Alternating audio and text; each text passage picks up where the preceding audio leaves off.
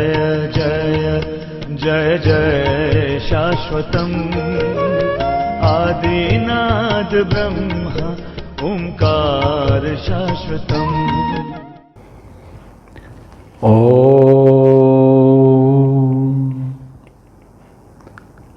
आत्मीय बंधु, बहुत तरह के लोग प्रश्न करते हैं कि मन में बहुत बुरे बुरे विचार आते हैं, मन बड़ा चंचल रहता है, मन नियंत्रित नहीं होता है।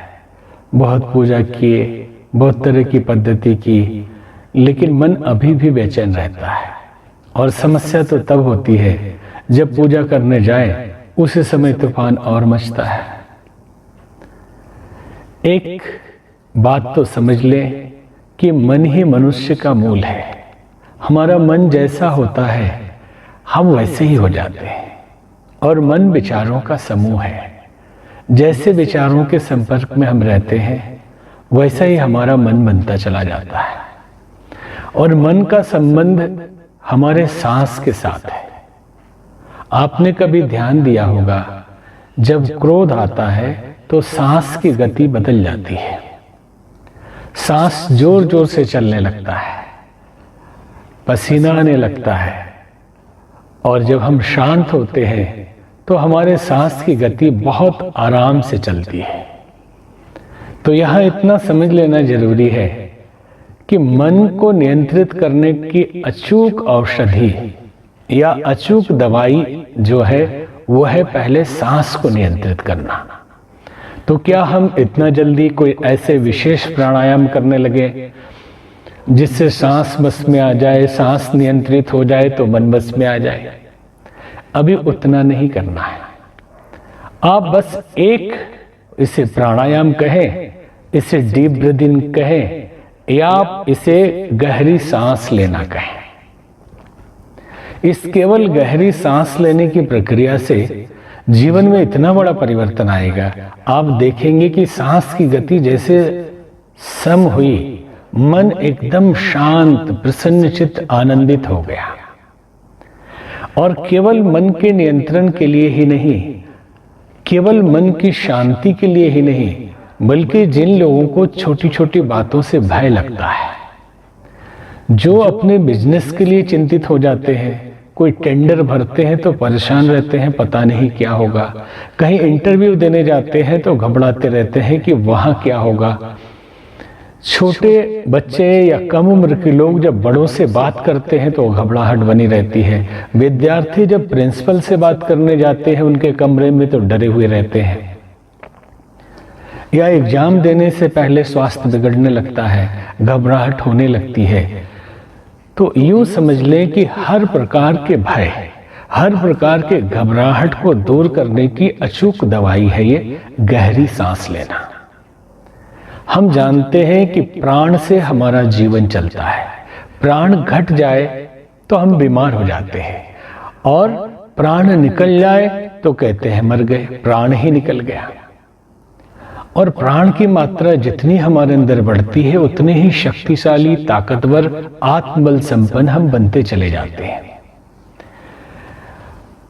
प्राण का ही बाहरी स्वरूप है ऑक्सीजन। ऑक्सीजन कम हो जाए तो कितनी दिक्कत होती है। ईश्वर ने हमें सब कुछ मुफ्त में दिया, फ्री में हम प्राण ले सकते हैं, ऑक्सीजन की मात्रा फेफड़े में और ब्रेन में बढ़ा सकते हैं। लेकिन कितने लोग हैं जिनको ध्यान है कि वो सांस ले भी रहे हैं। प्राणायाम करने वाले भले ही इस पे ध्यान देते हैं, परंतु आम इंसान को पता ही नहीं चलता कि आज दिन भर में उसने सांस भी लिया है। यह स्वचालित प्रक्रिया के अंतर्गत चलती रहती है, सांस लिया जा रहा है।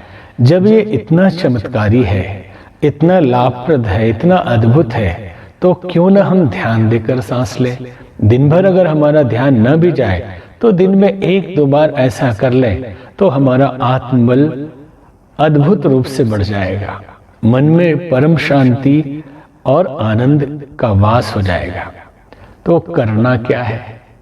कोई बहुत बड़ी प्रक्रिया नहीं है कि बड़ा विज्ञान, कोई योगासन या बहुत बड़े प्राणायाम हम आपको सिखा रहे हैं। बस छोटी सी बात है, लेकिन इतना चमत्कारी है, इतना अद्भुत है कि आपकी जिंदगी बदल जाएगी। 5 मिनट करके अगर आप 2 बार इसको आपने कर लिया तो 2-3 दिन में देखेंगे कि सब कुछ बदलने लगा। और पूजा पाठ करने से पहले जो षटकर्म किया जाता है, पवित्रीकरण, आचमन, शिखाबंधन, उसके बाद प्राणायाम का विधान है। उसमें भी अगर इसको 5 मिनट कर लें फिर न्यास करें तो आप देखेंगे कि पूजा में कैसे मन लगता है। ये विज्ञान भक्त लोग जानते हैं।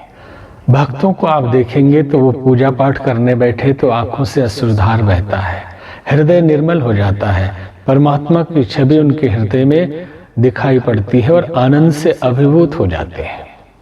अब वही तकनीक हम आपको बता रहे हैं कि पूजा में आपके आनंद आने लगेगा।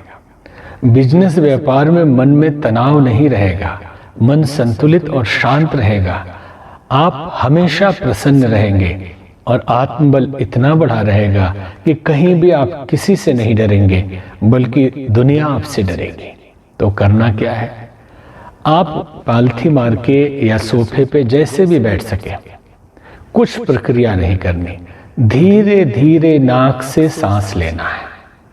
एकदम धीरे धीरे सांस लेना है और अपनी क्षमता अनुसार जितना फेफड़े में भर सके भरिए और उसे रोकना नहीं। भर जाए फिर धीरे धीरे उसको निकालना है, इतना धीरे कि जितने देर में आपने लिया था उतना देर कम से कम लगे। और इसका एक उदाहरण ये है कि इतने धीरे लेना है कि अगर नाक के पास आटा रखा जाए तो आटा का एक कण भी नाक के अंदर नहीं जाना चाहिए। और निकालते समय भी इतना धीरे कंट्रोल करके, नियंत्रित करके छोड़ना है कि एक भी आटा का कण उड़े नहीं, ऐसा आप भाव समझ लें। तो हम एक बार करके आपको दिखाते हैं और उतना समझ में तो नहीं आएगा, फिर भी आप समझ सकेंगे कि और एक बार से आप अनेक बार आपको करना है। ऐसे बैठिए या ऐसे बैठिए और धीरे धीरे सांस लेना है। हम लेंगे तो इशारा करेंगे और छोड़ेंगे तो इशारा करेंगे। अब लेना शुरू कर रहे हैं।